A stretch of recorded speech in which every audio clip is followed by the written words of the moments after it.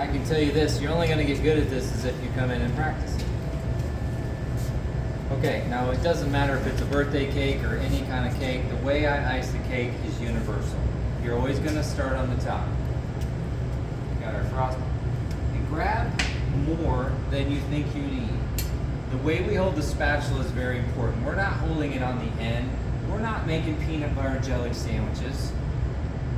You choke up on it, you extend your index finger slightly, and it's all in the wrist. We push out from the middle. Look at my left hand spinning the turntable, and I push out from the middle. I'm not worried about smoothness. I'm not worried about excess frosting because all that will be taken off later. What I am focused on is that frosting is hanging beyond the edge of the cake. That's important so that when I go to do the sides, it has something to hang on to. Okay. What I'm going to do now is measure the cake with my spatula. There. I have to grab that much frosting every time I go in the bowl so I can do the entire side in one motion. Push all this frosting down into one pile so I can get it easy. And again, I go in and I get,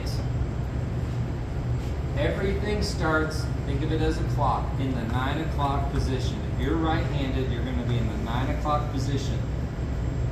I get my frosting, I tip my knife, I'm in the 9 o'clock position. Now I'm not standing right over the cake. I'm far enough back that I can tell that the knife is straight up and down. With this hand, I'm going to spin the turntable and I'm going to pull that frosting towards me ever so slightly. And when I want to take the knife off, I can't just lift it away. I need to go back in the opposite direction and take the knife off the cake. If I just lift it away, I can almost break the cake and pull some cake crumbs off, and then I've got a big mess. So, again, every time I grab icing, I'm making sure I'm grabbing enough to do the whole thing. I start slightly behind where I left off, and I pull. I pull towards me. I pull towards me. Pull towards me, push away. Pull towards, push away.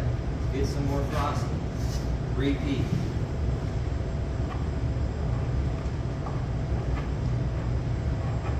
There's a lot of bad technique that I see out on the internet, so I will be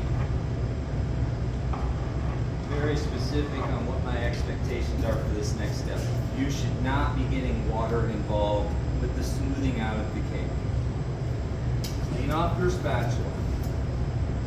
Right now, up to this point, my whole focus was just encapsulating the cake and frosting and sealing the crumbs. And now my focus will be getting it smooth and removing excess frosting. I'm still holding the knife the same way. I'm still in that 9 o'clock position, and the knife is pitched out slightly on an angle. And this hand will do all the work. Reach way out, get you some. The knife does not move. The turntable moves. Pull away, get rid of the excess. Start behind where you left off. Repeat. Get rid of the excess. Now, if you go too deep and part of the cake is exposed, well, go back to step 1 and reapply. Right there, I got a spot. I went too far. I'll get some frosting. I reapply. When you think you've taken off enough, you'll do what we just a final smoothing. Still 9 o'clock, still slightly pitched. This guy's doing all the work, but it's just the ever so slight pressure.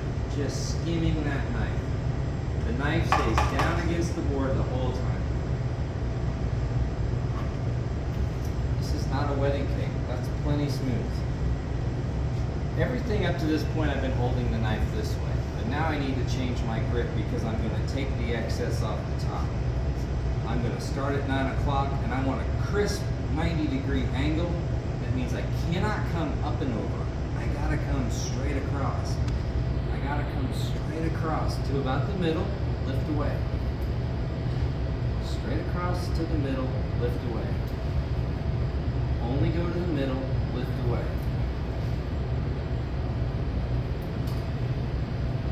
And that, you get that sharp 90-degree edge. And again, we can go back with just light pressure and smooth it off. Great. Your cake is now iced. Get rid of some of this excess. We want to go for to our show board.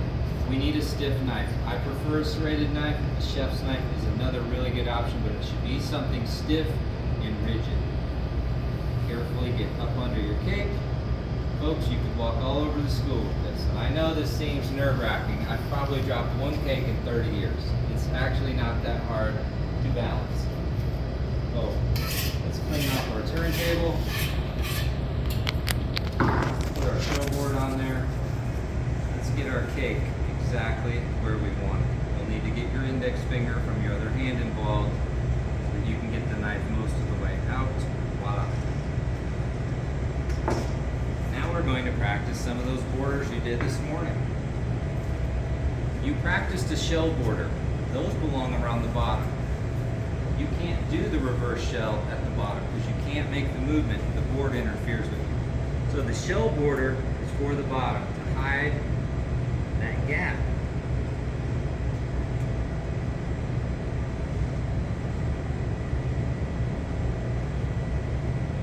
See, I can only go 4 or 5 and then I gotta rotate the table. My body stays fixed in the same position so that I get the exact same decoration every time. Bingo. The reverse shell border I taught you is for the top. Right along the edge, nice and small. And again, you're only going to get maybe 20% of the way around the cake. Then you'll have to stop and rotate, pick up where you left off.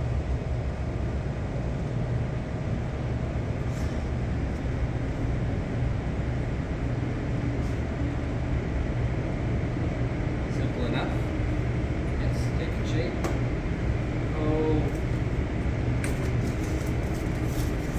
Probably do any writing on your cake first. That way you don't accidentally put a flower in the way of what you're doing. Learning how to write with a pastry bag is just about as challenging as borders or flowers.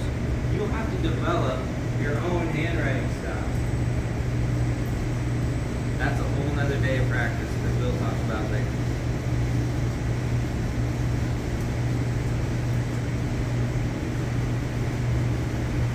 Right hand does all the work.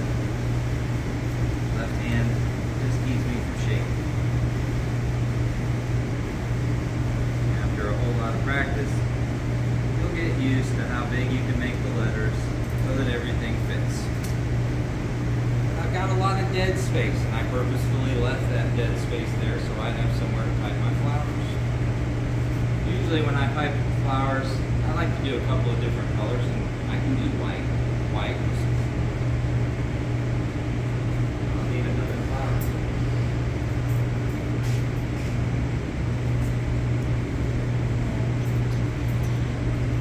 Usually I make a big flower and then I make a bunch of smaller flowers around it.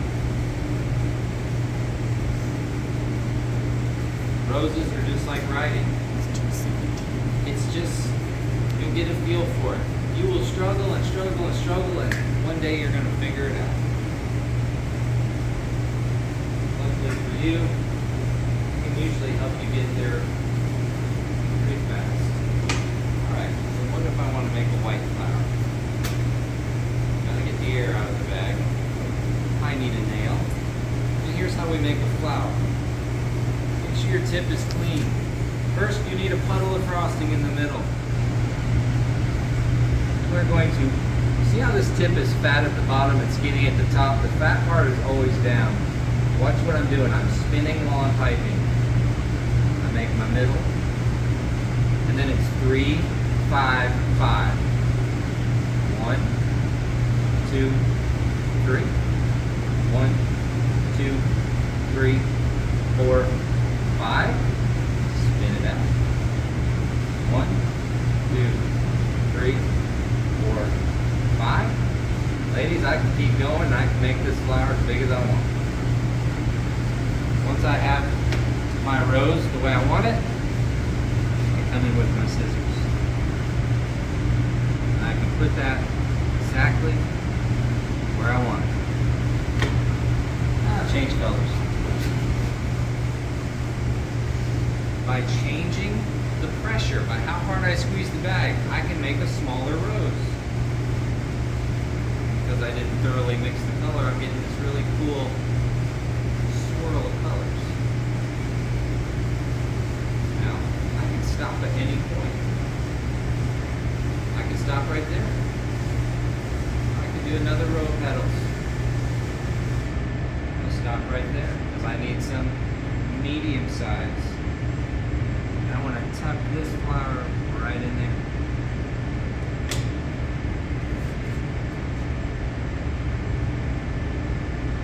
One more.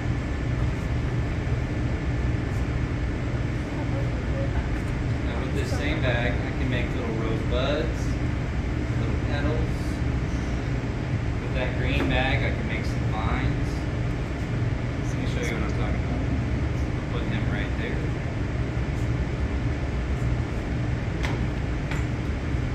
We have this green bag, and because of the way I cut it, I can make leaves and vines. I can make all kinds of things. I'm just trying to fill up the dead space.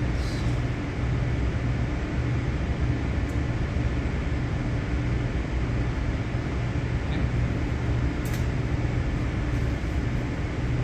Clean off my- Maybe I just want to take that, just some little rosebuds.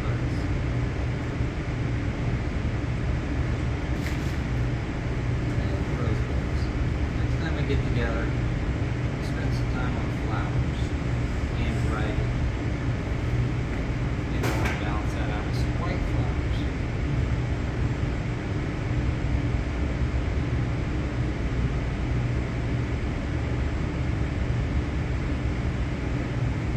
You probably need a little bit of color down at the bottom to balance everything out.